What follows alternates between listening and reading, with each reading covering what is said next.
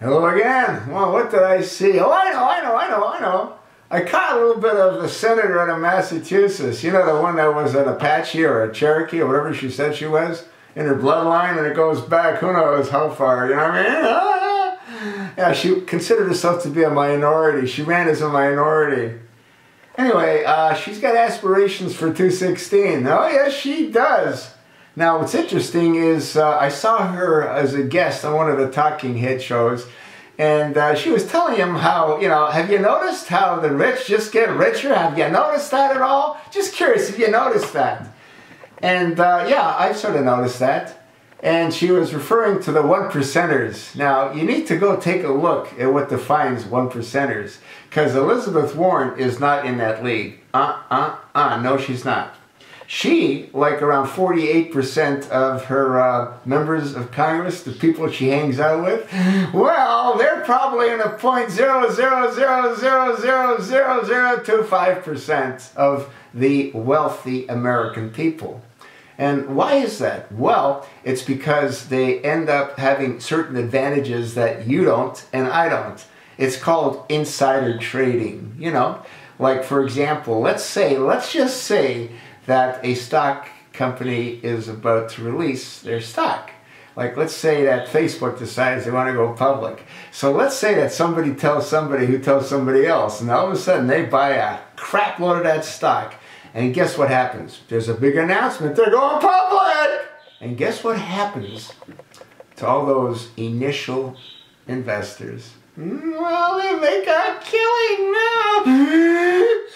But if you were given that information, and if it came to light that you received that information prior to the announcement, you're going to go to federal prison. It doesn't work, folks. You remember John Corzine? Yeah, he's the older dude with that young, good-looking wife. That, I don't know, he was heading up a company and they lost, what, I don't know, $1 billion? They never found the money. These people do not play in the real world. Now, as far as Elizabeth Warren's concerned, she's not really doing that well, but give her time, you know what I mean? I mean, she's not anywhere near the kind of revenue stream that, Nancy Pelosi and Diane Frankenstein has been able to generate. Not even close. But give her time. She'll get there. You know what I mean? I mean, that's what they all do. Now, I don't believe that they're all corrupt. I do believe the majority of long-term representatives are corrupt. And give the new ones time. You know what I mean? The temptation is just far too great. And after all, they are the lawmakers, so they determine what you can do and what they can do. It just turns out that what they can do is much more profitable than what you can do. Elizabeth Warren, what a joke. One percenters. Like I said, she's way above the one percenters. I think one percenters are like people that earn, I don't know, $150,000, $175,000 consistently. They'd be in the one percenters. The average income in the United States is very low. I think it's around 50,000. And it's going to get lower. Why? Well, because that's what Obama wants. That's what Obamacare is doing. There is a growth in the job market. But it's not in a market that you want to be in. No. It's in restaurants. It's in retail, like in strip malls. The middle class? What middle class? Do you see a middle class? Just watch the car ads. Who are they targeting? They're not targeting you. You're not looking for a 500 SL, are you?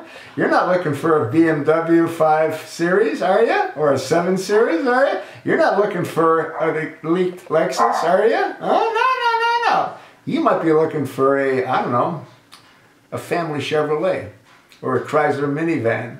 You don't see ads for those cars. You ever wonder why? I told you why, huh? This isn't about car ads, this is about Elizabeth Warren. Yeah. You know what should happen is the constituents should take a look at the congressional representatives that they're contemplating re-electing or electing and take a look at their financial statements. And what you're going to find is the ones that haven't been there before, you know, they don't have a lot of assets. Someone that comes to mind would be Marco Rubio.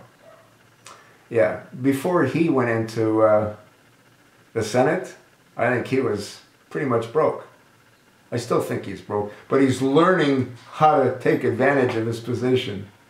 What did I hear? Oh yeah, I heard that Harry Reid, you want an audience with Harry Reid? You're going to have to pay for it in cash. So, this brings up another interesting point. Do we really know how much money these folks take advantage of? I don't know. You know, I did a video on Frank Trent, and I said that according to what I saw, he's worth $39 million, and that's from ground zero in 2002. He was actually negative in 2002, up to 2012. But how much money is given under the table? How much money is stuffed in their mattresses or in offshore accounts? Or like what Harry Reid was doing. What was he doing? He was shoving money to his niece. Yeah. We know of $17,000 on 2 separate occasions. And he didn't even use her last name because her last name's like his name. You know what I mean? But she had a middle name, so it looked pretty much legitimate. And what's happened to Harry Reid? Nothing. But he did the same thing that Jesse Jackson Jr. did. And where's Jesse Jackson Jr.? He's in the joint. And when Jesse comes out of the joint, his wife's going in the joint. And they did the exact same thing that Harry Reid did.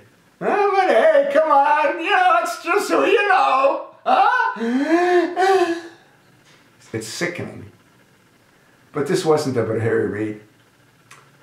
This wasn't about Jesse Jackson. No. This was about Elizabeth Warren, a hypocrite. An Apache or a Cherokee or whatever. You know, she does sort of fit in. She's like Hillary. Rotten Clinton, a liar. They all lie, don't they? I think so. What do you think?